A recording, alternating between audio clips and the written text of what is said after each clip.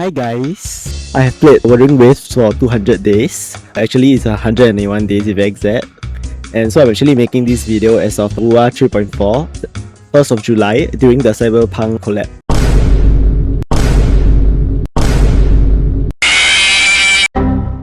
I'm making this video just to provide like my own personal opinion and review on the current state of the game. So please, if I say anything that is might be too maybe offensive to you, please don't take it too seriously.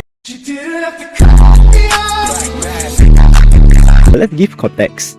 I'm actually never a casual gacha games player. I have played Genshin since day one and I quit 3 years due to burnout and obviously from the fact that I think the developer is not listening to us. So after that I got frustrated and quit. So I'm actually still currently playing HSR. No.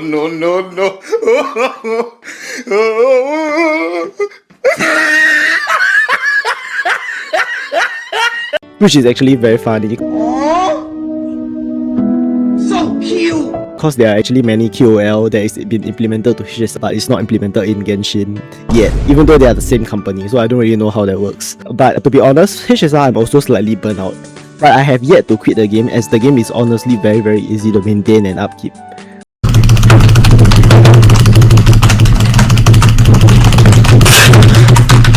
Actually, I played WUBA on day 1, on the day of release. Then, as we all know, right, the game is in an extremely rough state with many bugs and the optimization is even worse.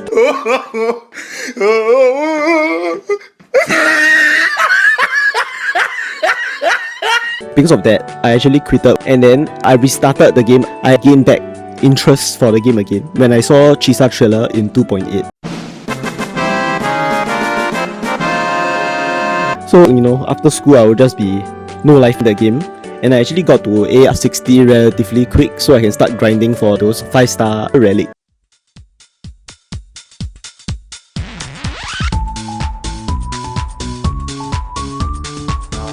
Let's get into the gameplay and exploration. WUA is actually extremely fast-paced action combat. You can use a mouse, keyboard or controller to play. Personally for me, I prefer to use a controller as it's actually more satisfying. WUA actually had introduced various new mechanics at version 2 and version 3. So version 3, they introduced the tune break mechanic. Honestly, I'm not really sure what does tune break mechanic does. When you see a prompt, right, for you to press the button, you just press it, you do some damage, you stagger the boss, and then you got like some free hits in. Obviously, if you want to min-max that, you could use it to stop the boss from those annoying bosses that flies. You can use the tune break to shoot them down, or basically that's it. It's relatively fun. Exploration rush. Wuthering Waves is definitely way faster paced. Since 1.0, you actually had unlimited stamina out of combat. You have the hook. Then during 2.0, they introduced flying. And then 3.0, the bike system.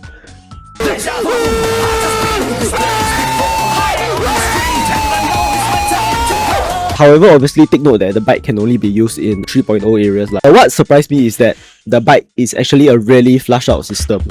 They have put some thoughts into it. You can customize it. Constantly there are events you can do to earn those decoration, decals, wallpaper for your bike. And then also by completing objective, it lets you point on a skill tree. I think there's 3 separate skill trees as of now, which actually helps to make the exploration easier. That can be evolved from increased stamina to helping you with combat scenarios, especially harder content with the Void Storm Zone. I think new players might struggle a bit in it as the monsters there are pretty tough. So the skill tree itself, depending on what skill tree you choose, you will be able to get different buff to help you with those scenarios lah. And then not to mention, the best part about Wuthering Waves would be the loot mapper itself. Ooh, that's kind of small. But you just use it, you can place up to 3 at a time. Actually the AoE is actually much smaller last time lah. So they actually buffed it relatively early into the game lifespan. You just use it, you can get a giant ass circle which will show where all the treasure chests in the world. Though that is actually not true, cause the loot mapper doesn't show certain puzzles and certain chests that are hidden. So honestly, maybe moving forward they could go implement that, but I'm not sure if that is what actually Kuro games would want. Wuthering Waves is super easy to actually 100% compared to, you know, Genshin. When you see yourself at, let's say, at 98% of the zone completed, right, you are unsure of what that 2% you're missing is. So it can get a bit, confusing, or you can feel you are spending countless hours without a single progression. However, for Wuthering Waves, right, if you look at each of the map and each of the zone, there are specific tasks, events, objectives to do. So by just complete everything that is listed there, right, you would have 100%. Nice. If I'm not wrong, that doesn't even include any of the open world chests that you could collect.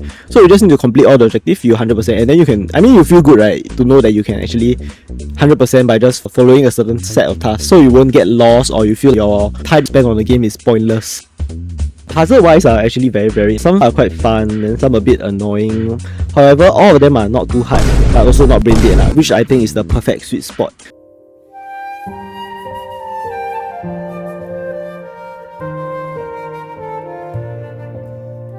Moving on to the world and graphics. When 1.0 released, Wuthering Waves is known to be a sci-fi apocalyptic world which is in a sense slightly different from Genshin, more of a fantasy vibes. And because of that, most people complain about how dull the game looks, cause it looks just so depressing. The color palettes are dull and boring. However, right, actually with many new updates, Wuthering Waves I feel it's slightly turning more into a fantasy game, especially with Renacita. But then back in Lahairoi, we are going a bit more sci-fi in a sense, but it's also, there's schools and all that. It's still rather relatively down to earth with a bit of modern technology. With all the constant updates, they include new region, new biomes, and all that contribute to the different variety of biomes and looks the game could have, which makes the game looks much more varied and more appealing. Not to mention, we also have a in-game display field, so you can basically just adjust how you want your game to look. You want to make it look more bright, you want to make it look a film, a photo, a movie. You can do all that and adjust on your own.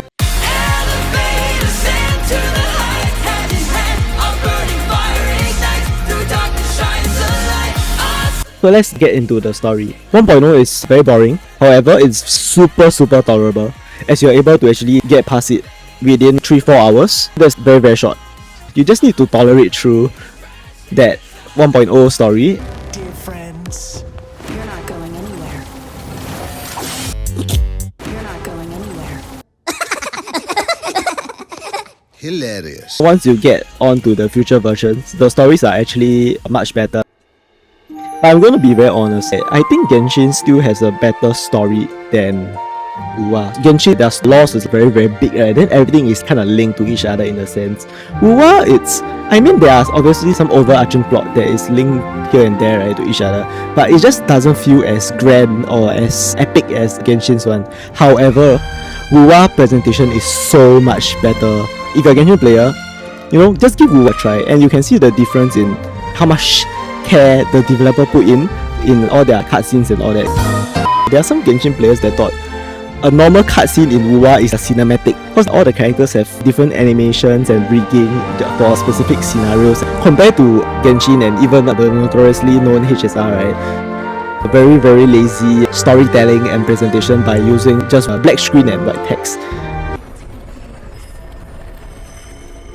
Oh, white screen, black text. Oh my god! Oh my god! Wait! Oh my god!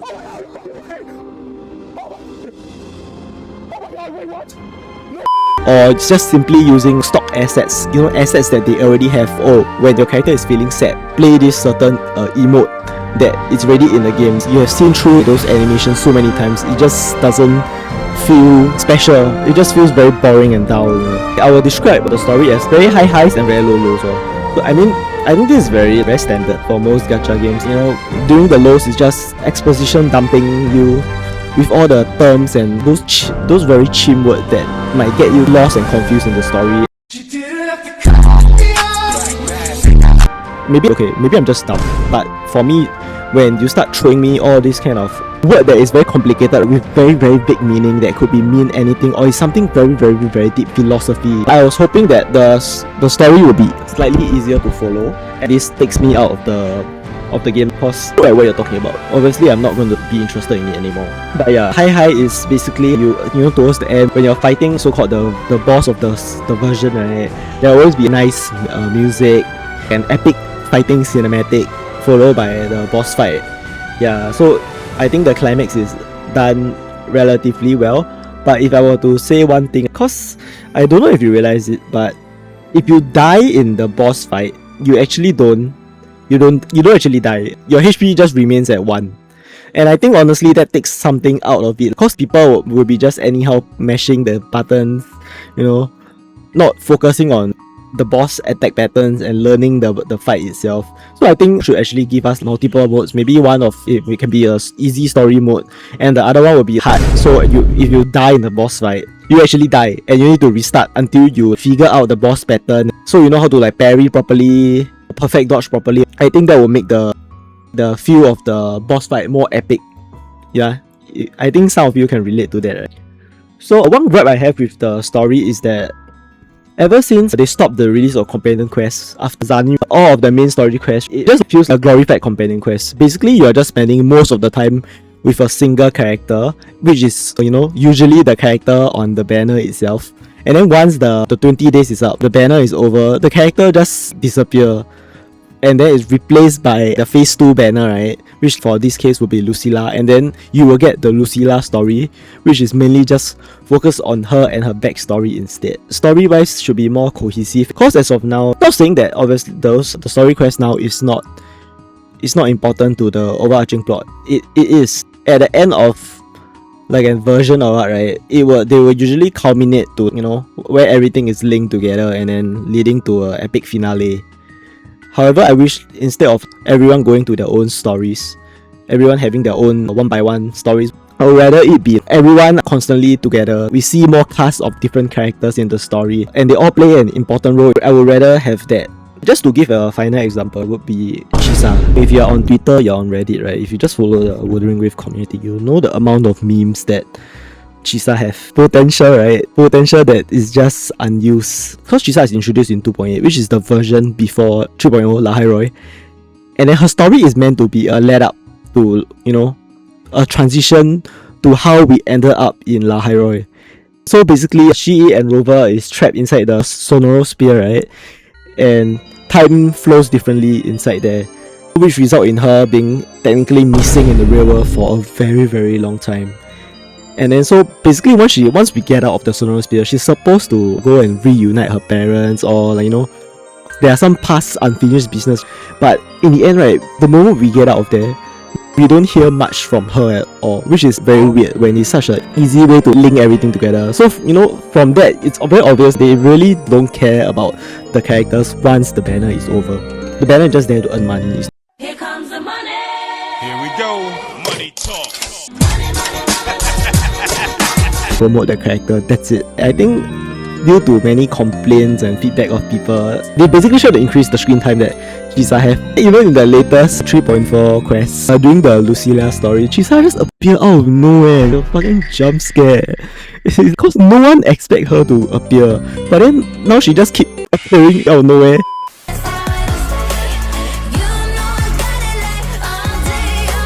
Okay, let's move on to the gacha. Similarly to other major gacha games, we are at 80 PT if I'm not wrong. Okay, Genshin and HSR, right, their PT is at 90. So for WUBA it's 80, so it's actually slightly easier to get 5-star.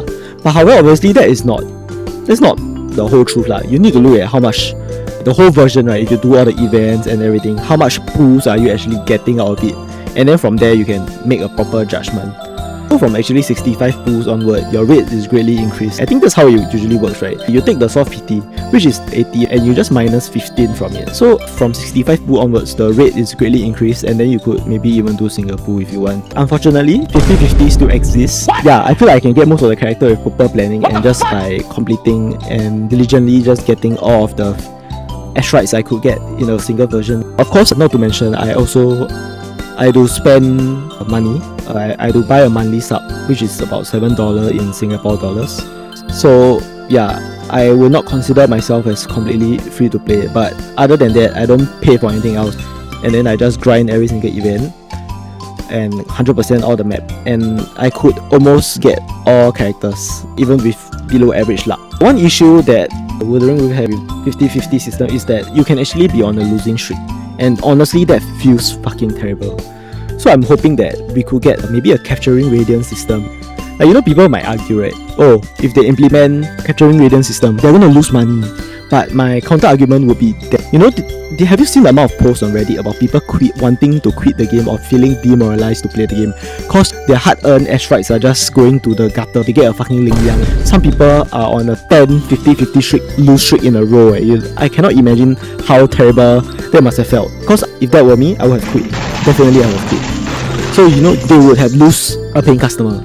That's just my opinion, right? They have their balance sheet and all that. Maybe, you know, they are the one with the information to know all this, how it affects their finance. Yeah. And okay, dupe wise, right, in Wuthering Waves is actually very, very easy to get. You can just spend 360 of the Afterglow Coral to get a character dupe to S1 or S2, and then as we all know, right, they to put very, very strong Eidolons in S1, S2, even just S3. If you convert the 360 Afterglow Coral to pools, you realize that it's only about 45 pool. So it's honestly really, really very worth it. Not to mention also, the weapon banner is 100%. Yeah. So if you get a 5-star, you're definitely getting the rate up weapon, which I think is amazing. I think most people would agree that having a 100% guarantee banner for the weapon, it's much better.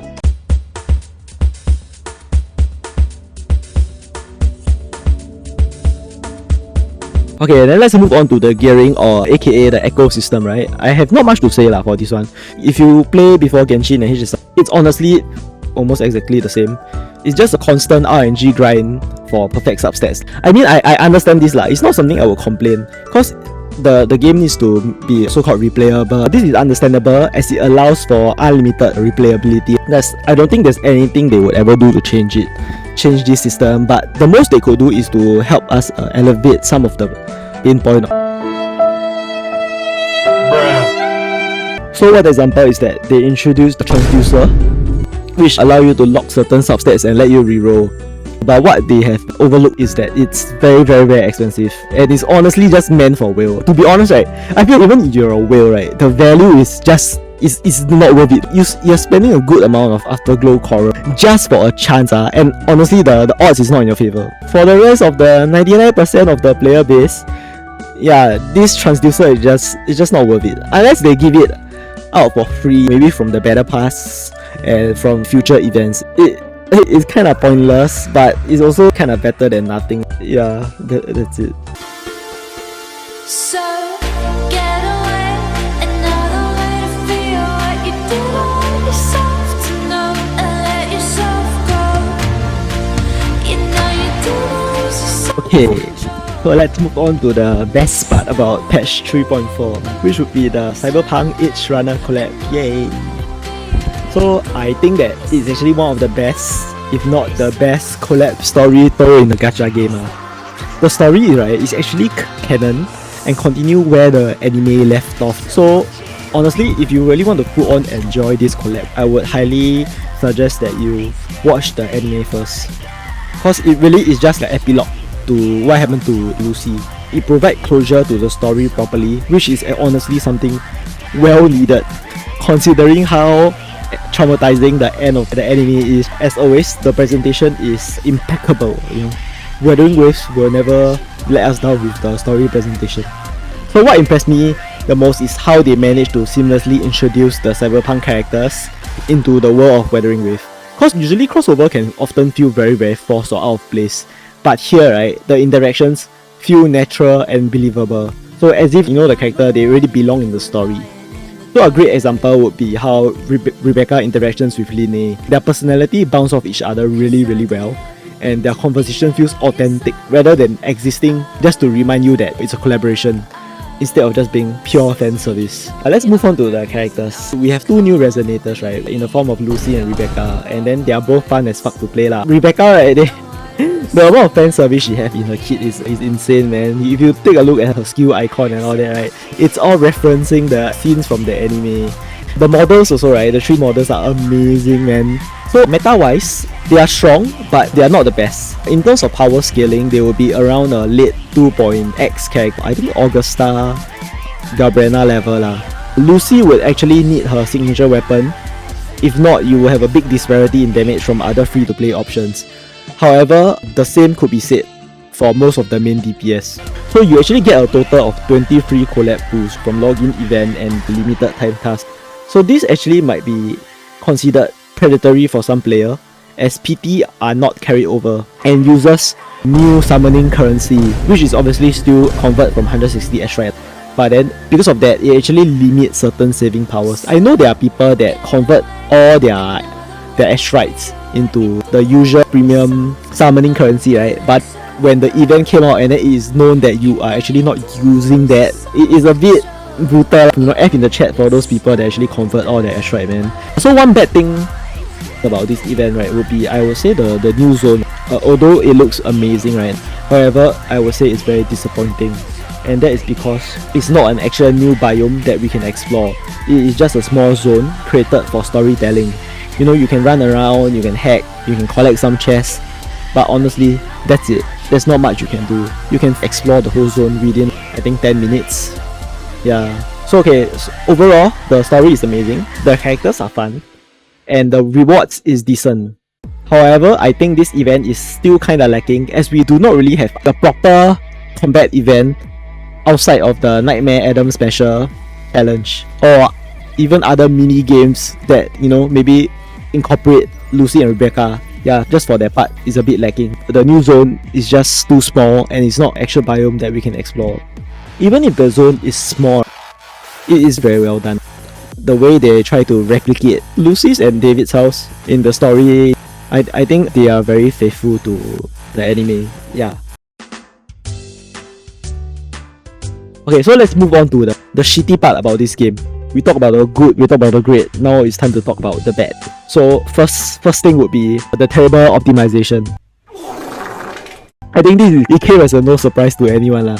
The game has been terribly optimized since launch, and till now, though the developer has been trying to make some changes, some improvement here and there, right, I think it's just simply not enough. If you want to look for example, right, you can just take a look at Star Torch Academy, where it's so incredibly laggy. I wouldn't say I have the best computer, but my graphics card is RTX 3070, which is obviously outdated at this point, right? However, I'm usually able to run the game well until I enter certain places that are more dense when it comes to the objects and all that, which would result in, you know, FPS dropping to about, what, 20, 30. Another good way, right, to tell that if a game is well optimized or not is that you can try and play with the graphic settings. So if you actually play around from the lowest to the highest graphic setting, right, and if your PC performance doesn't change much, honestly, it's not a good sign. Another thing would be the huge storage space. I think this one is also something that many people have been complaining about. How the game take about, what, 100 plus gig on PC. And I think maybe even, what, 80 to 100 gigs on iPad, on your tablets and your phones as well, which is a lot. I think a few versions back. HP inflation has been starting to become an issue, and not to mention power creep as well. Obviously, these two issues, you know, they are hand in hand, they are correlated, which makes endgame game modes like Wuthering Waves and even PoA, right, feels quite terrible with the amount of HP the boss have, along with buff that prevents you from using your best unit. Because they are obviously shilling for the new one. Yeah, I mean, that's how gacha game always is. You know, you see on Reddit and Twitter, right, people always say about how when Wuwa got no power creep, no HP inflation, then they laugh at HSR. Honestly, at this point, I would say that Wuwa is getting up there. With that, this comes to end of my own personal opinion and review of Wuthering Waves as of patch 3.4. Yeah, so thanks for listening to me rant and yep. I am planning on making more similar videos. Not just for Wuthering Waves, but maybe just other games in general. Just providing review and all that. If you enjoyed this video and want to see more in the future, please feel free to drop me a like and subscribe. Also, if you're feeling somewhat gracious, do comment on what I could improve on my video. I do stream almost daily on Twitch and YouTube, so if that actually interests you, feel free to click on the links below. And ciao! 決まっています。全部切ってみせます。やっ崩壊させます。挟み撃ちだ。挟み撃ちだ。いけパーティーの時間だ。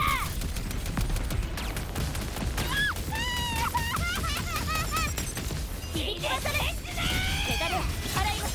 周波数の源へ。攻め込みます。形ある周波数よ、原初へ。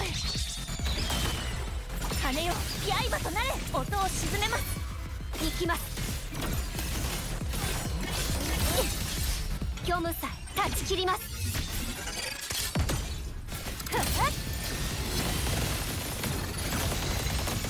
その命断ちます。絶えることなく。